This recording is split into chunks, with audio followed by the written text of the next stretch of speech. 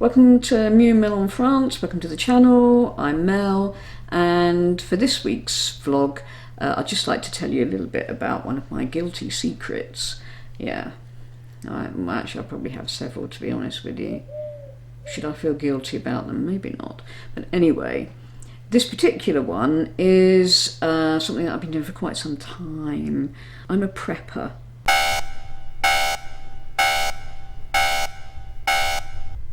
One of the reasons for the prepping that I do is in case of emergencies. So I always have a get-home bag in my car, as well as sort of things like blankets, etc. I might do a video on that at some point. But I also have go bags for when we're down in the Cevennes, because our house is on the side of a mountain. So, well, the weather there is quite extreme. So in the summer it can be horrifically hot, or rather nice. And in the winter it can be terribly cold. We can have snow, obviously, on top of the mountain. There is actually a ski resort at the top of the mountain, cross-country skiing. That area is very prone to forest fires. We've had our neighbour across the road, he lives right by the river, and his electrics are a bit dodgy. He's a pompier, actually.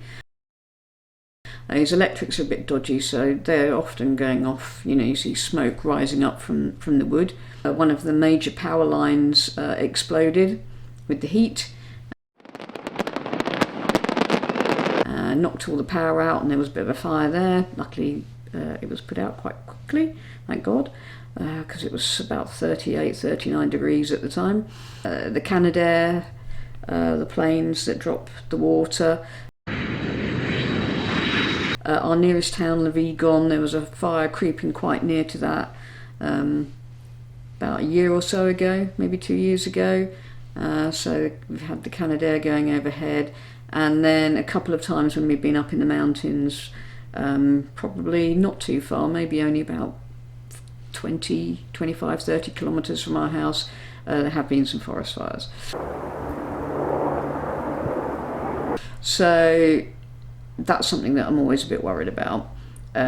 We have a river. I have a route figured out in my head and where to get down to if we couldn't get to the car. So the go bag is literally, we grab this and we run, and we could hide out if we wanted to, and it wouldn't just be for fires. If there was something extreme that happened, I don't know, earthquake, mudslide, if we weren't buried. I mean, all these kind of things could happen. Lightning strikes. We've been there when the sky has been absolutely purple.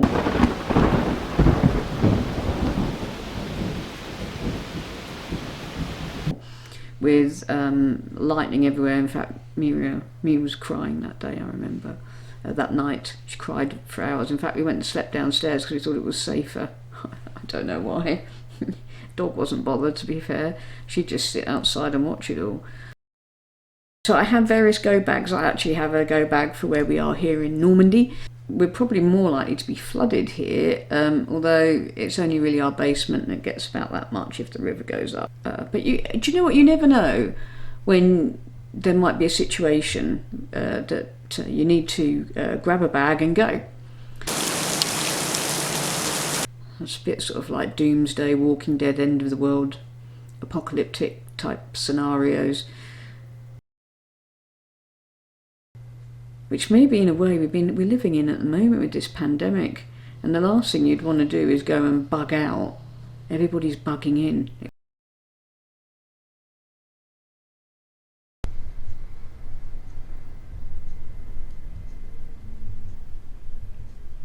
So this is a RAV power unit, which is really useful to charge up various devices.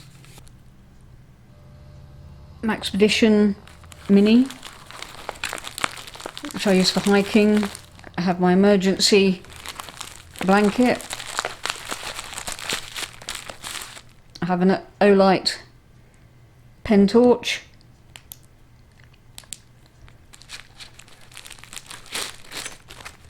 I have a fire starter kit, little flint thing. Vaseline, it's always very easy. Lighter, little hook here with some safety pins on it. This little bit here, I've got a penknife and a little corkscrew attached to that. I really like that one.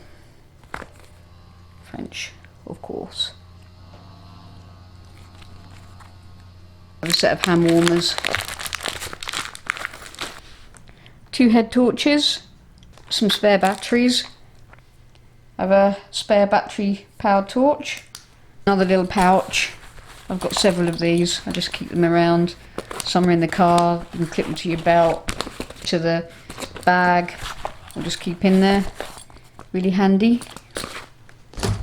Here I have my Maxpedition Fatty, and I got some little needle and thread set and a bar of soap in there. Here I have another Olight pen torch. Olights are really good. Chapstick. Got a steel sharpening knife, pen knives. I've got a Sharpie, pen and a pencil. I've got my sort of larger Swiss Army knife.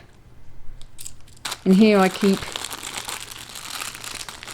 it's like a little miniature saw and another emergency blanket. And some more batteries. And then again on these little suspension things, some safety pins, some more little ties because these are quite handy, a bungee strap, a lighter. This is another method of starting a fire. Well, got some rubble sacks, really useful. I've got some water purification tablets, pack of wet wipes, this little tin here, Altoid tin. We have various things which I don't want to unpack because I'll probably never get them back in there. All that in there. Here, it's probably a bit useless to be honest with you, but I keep this is from a log, it's a log bag actually, but again like a string net, just useful for putting things in, collecting some firewood potentially. And then in here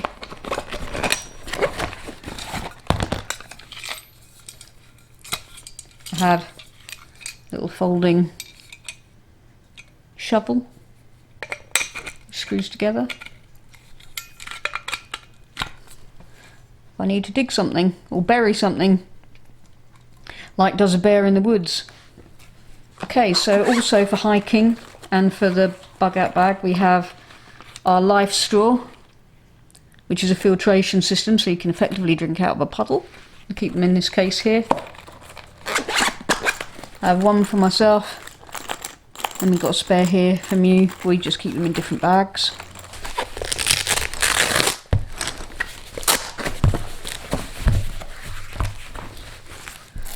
There's a solar panel which actually does work quite well, and it's got, again, it's RAV power.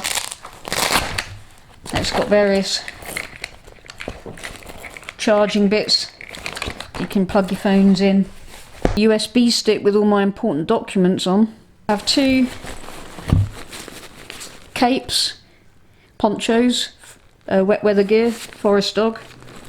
I've got a little hammer type multi-tool thing here with a blade and sort of, I think that's a, oh yeah, it's like a plier thing.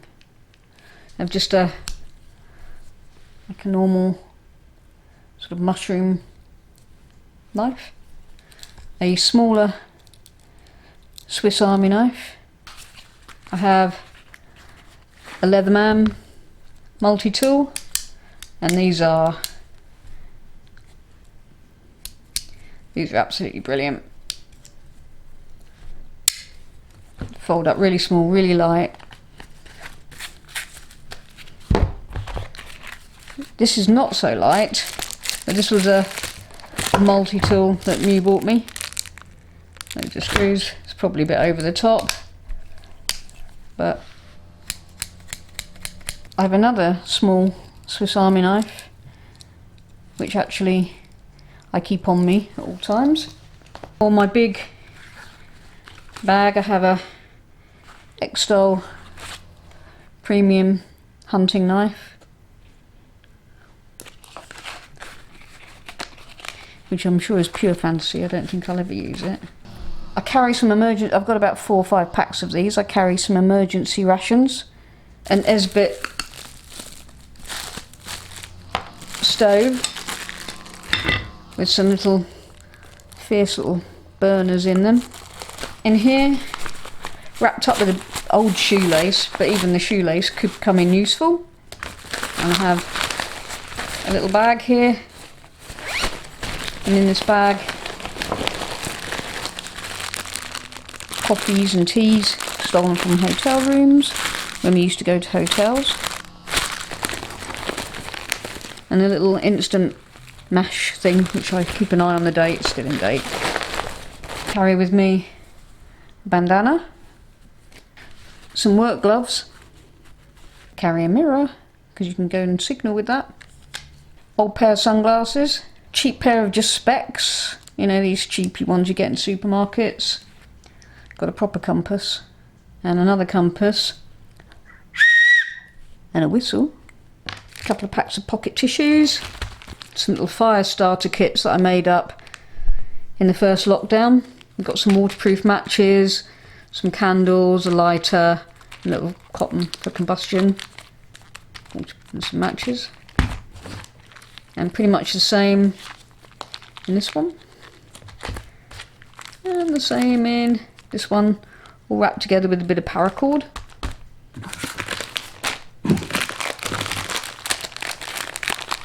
Hand warmers. I've 2 emergency sleeping bags. And in my hiking bag I've got another just emergency bag. You never know, I have an emergency shelter. It might be crap, but it might be better than nothing. Instant shelter.